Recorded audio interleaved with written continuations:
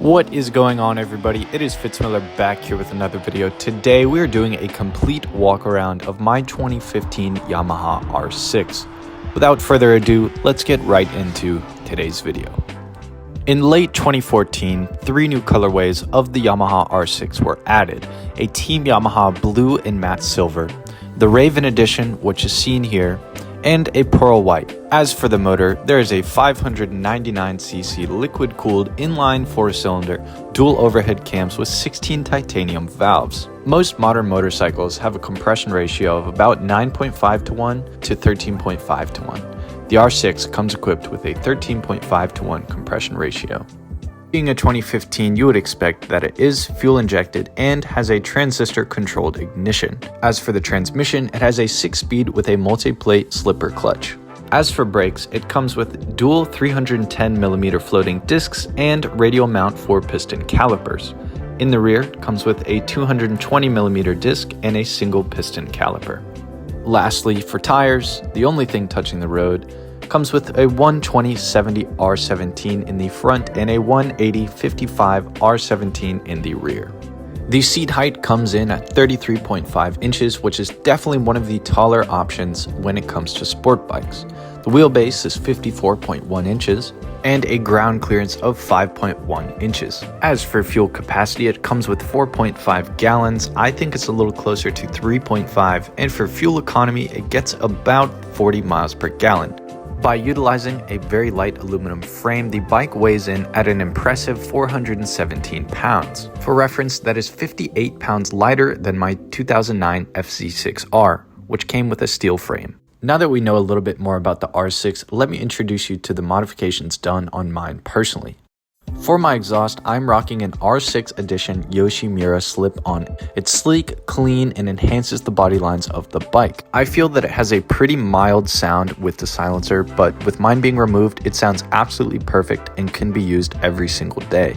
Being that it's a slip-on exhaust, it makes it very simple to remove and install. The carbon fiber accent on the exhaust matches the rest of the bike perfectly as well.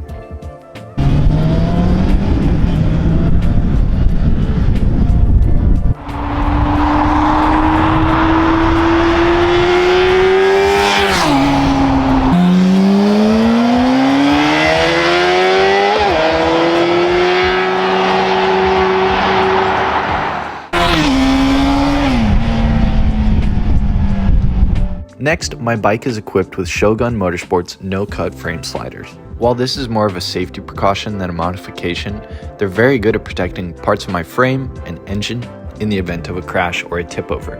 While these frame sliders may be less effective than a crash cage, I don't do any stunting and I pray to never have to use them anyways. As for my clutch and brake levers, I have black aluminum ones made by MSZ. These seem to just be a eBay or Amazon knockoff version of ASVs, but they came with the bike. They're shorties and they look a whole lot better than the stock ones. Right behind my levers, I'm rocking Driven Racing D3 grips. If you've not seen my install video on those, go check them out for an in-depth review. At a glance though, they're much better looking than the stock ones. They feel great in hand and they were pretty easy to install.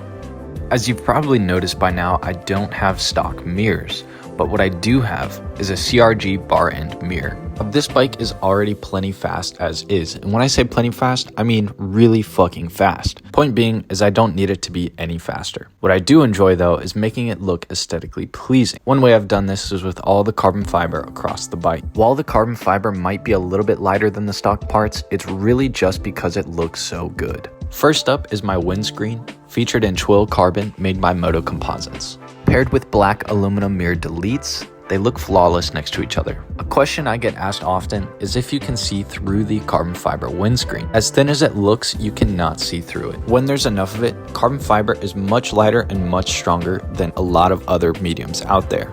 But that absolutely comes at a cost, so prepare yourself and prepare your wallet if you want to get some carbon fiber. The next piece of carbon fiber on my bike is my carbon fiber tank cover made by TE Carbon. It is also featured in twill carbon and it was very easy to install. If you haven't seen the install video for that, go check it out. Moving towards the rear end of the bike, I have the seat fairing in carbon fiber, and then I have the upper and lower tail fairings also in twill carbon fiber. This area is probably my favorite if I had to choose one across the whole bike. It comes to a sharp point and really just brings out the body lines of the R6. I've also removed the passenger pegs because with my carbon fiber seat delete, there's no need to have them. You better watch out though, I still might put your mom on the back. Another key feature of tidying up the rear end is going to be my rear fender eliminator / plate relocator. Stock fenders are probably the ugliest thing on sport bikes to ever exist. This takes care of that. Also on the rear end, I have an LED integrated tail light. As you can see, it has this feature where if I just tap the brake, it flashes multiple times, making it much easier to be seen on a bike. Mine is smoked black, which I'm not a huge fan of, but the LEDs shine through it and it really looks great next to the carbon. There's various different models of these. Mine is an MFC Pro, which you can find on Amazon or eBay. They're plug and play and super easy to use. As you'll notice, my taillight also doubles as my rear turn signals. This leads us to our next mod, our flush mounted LED turn signals. Stock turn signals could possibly be the second ugliest thing that come on a sport bike. They're huge, they're bulky, they're very easy to see, yes, but just horrible when it comes to the body lines. My flush mounted LED turn signals were the same ones I had on my FC6R. They're readily available on Amazon or eBay for pretty cheap. To be honest though, these flush mounted turn signals are pretty hard to see. While they look much better than the stock ones when they're off, they're really hard to see during the day. At night, they really shine bright and they're really easy to see. With this being my second sport bike and my first super sport, I'm still learning to ride efficiently. These tank grips from Stomp Grip make it much easier for me to learn how to ride. No, this is not an ad, but I would definitely work with them given the opportunity. They were very easy to install. As you can see, I went with the clear ones over the black and they really work great. The tank protector is an added bonus as well, as I like to keep my shit clean. And that's about it so far.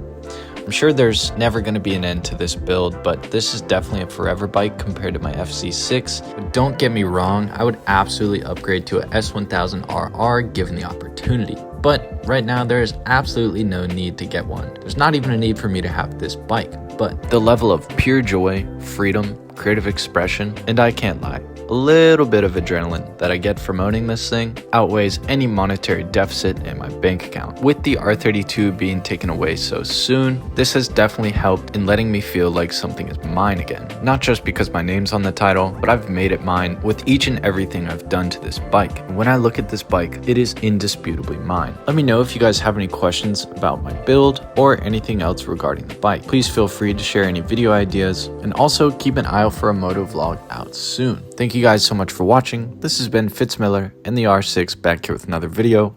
We will see you guys in the next one.